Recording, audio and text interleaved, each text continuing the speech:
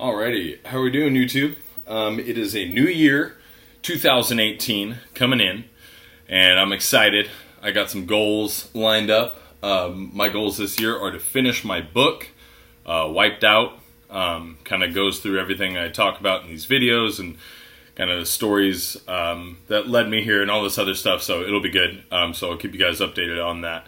And then I want to get my personal training certification, and I want to do my first powerlifting meet, and then get videos of that, upload it here.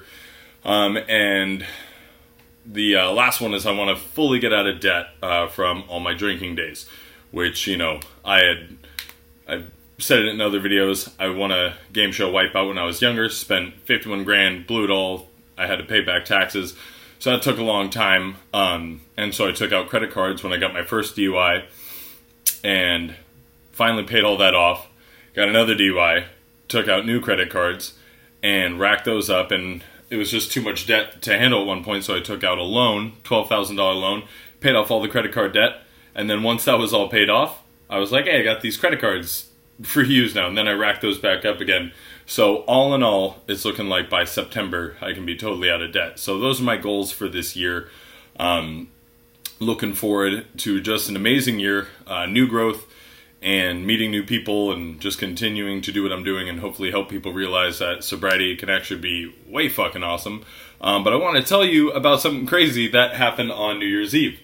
I went to the local, one of the breweries that I work at, Fog Belt, and we had stand-up going on that night. It was like you had to pay for your ticket, you got little appetizers and little things, and you got drinks throughout the night, but, you know, I don't drink, so it was a great show, you know, and I had brought this non-alcoholic champagne from a winery called Francis Ford Coppola. They make this non-alcoholic champagne. It's really good, actually. It's called Mr. Yori, and that's just what I was having throughout the night. So I was going to make this kind of funny video, and I like put my camera up, and I went over and I had grabbed my champagne, and I went and I cheersed my girlfriend and her friend at the bar, and I walked away and I took a sip, and it wasn't a very big sip either. It was just kind of one of those that kind of skim off the top.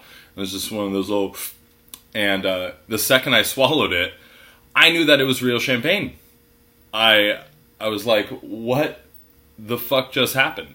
I could feel it burn in my throat, and it was just the whole kind of, you know, like the 10-15 seconds around that, I was just like, what the fuck happened?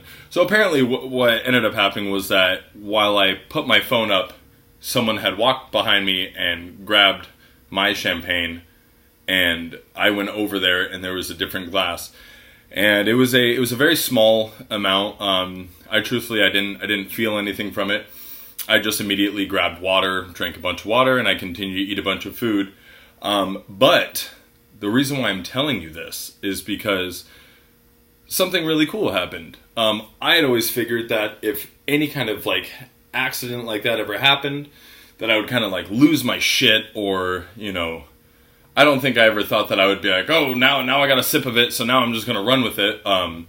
But nowhere in my mind was I thinking, hey, like, no one knows this is champagne, you know, I could finish this. That never popped up. Like, what happened was that I put that down, and I immediately, you know, grabbed water and ate food and tried to put as much distance, food and liquid in between that little sip and me that I could. But I realized that little hiccup, even if it accidentally got inside me, that did not define my sobriety, because I've still been sober this whole time. I don't allow that little transgression to completely redefine anything that I am or that I've worked for or anything like that. Which is not to say, hey, have a couple sips of beer here and there, you know, but I'm basically proof that accidents do happen. This isn't the only time. This is the second time an accident similar to that happened.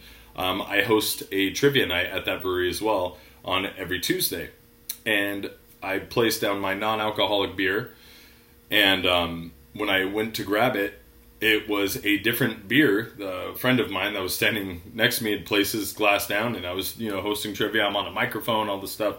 And I took a swig. Like, this wasn't a sip. I had a mouthful, but I didn't swallow it. I knew as soon as it was in my mouth that it was real beer. So I ran into the kitchen, spat it out in the sink, and rinsed my mouth out. And the point behind these stories is like, maybe, like, could I be more careful by always holding the glass and things? And yeah, of course. Or I could just not drink non-alcoholic beer, but I like to, you know? So the point behind this is that even when those mistakes happen, you know, if they are to happen with you, that doesn't change anything about who you are or what you're working towards. You know what I mean? It doesn't redefine anything about you. You are the only person that can lead your life the way that you want it to. And something as small as that little hiccup, it was upsetting for a minute there, but then I was able to step back and look at it for what it was, and I was like, I'm still who the fuck I am. Like, I'm still doing what I'm doing. That doesn't mean that I'm gonna, you know, stop or anything. You know, continuing my journey in sobriety and trying to help other people with it. So I just kind of wanted to share that with you guys, because I thought that was pretty crazy. And I guess I had always thought it, like, in the beginning of my sobriety, I used the analogy of how it was very like Dr. Jekyll, Mr. Hyde. And I think that analogy is more true now to if I'm drunk, if I have, you know, large amounts of alcohol in me, then that's when that transformation occurs. But it's not if this minuscule amount somehow found its way into my body. And let me be very clear. I'm not saying that I think now that I'm going to have sips here or there or anything like that. Like, it's still zero across the board. But I'm just reiterating the fact that, like, if a mistake like that were to happen, because life is crazy, things fucking happen, don't let that knock you off your rails. Shake it off and keep doing what you're doing. You know, don't lose sight of the end goal, which is just to stay sober and continue having your life be, you know, much better than it has been.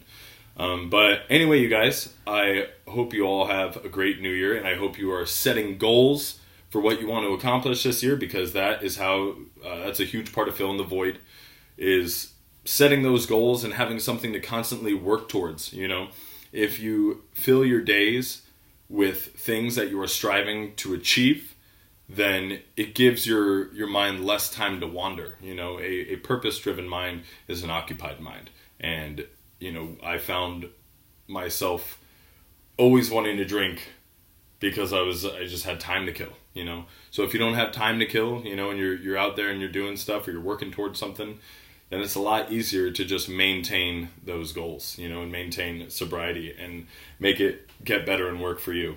But anyway, you guys, I just wanted to share that with you. I will keep you updated on the book. Like I said, I hope to have that finished by the end of the year, which that doesn't necessarily mean it's going to be published by the end of the year, but I'm going to make that happen. You know, come hell or high water, I'm going to finish that. I've never written a book before, but I do enjoy writing in English and communicating.